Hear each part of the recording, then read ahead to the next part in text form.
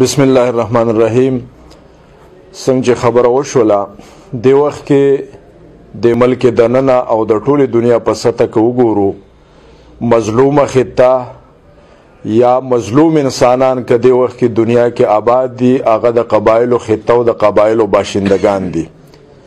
یو طرف ته 38 کال وړاندې په دای باندې یو جنگ مسلط شو او د هغې په نتیجه کې د قبایلو تعمیري ډانچه تباه شوه، د قبایلو اقتصاد تباه شو، د قبایلو وسایل تباه شلو، قبایل په خپل وطن کې در په در شلو، د کورونو نه بهر شلو. هغه وخت کې جمعیت علماء اسلام یو رڼا پالیسي، یو رڼا او واضحه موقع خپل کو چې دا جنگ زمونږ خپل جنگ نه دی، دا پردی جنگ دی.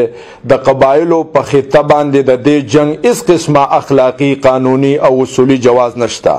د هغې نه بعد یو دویمه ایشوره اوچته شوله د قبایلو د مرجر او د انضمام، او دغه ایجنډا چونکې بارملکي ایجنډا وه او د بین الاقوامی اسټابلیشمنټ په اشاره باندې دا ایجنډا راوچته شوله د قبایلو د انضمام.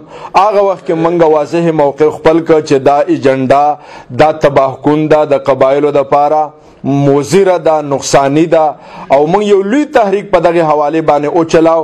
بهر کې مرجر او انضمام وشو او داغي تقریبا کم 2 کال پوره شلو.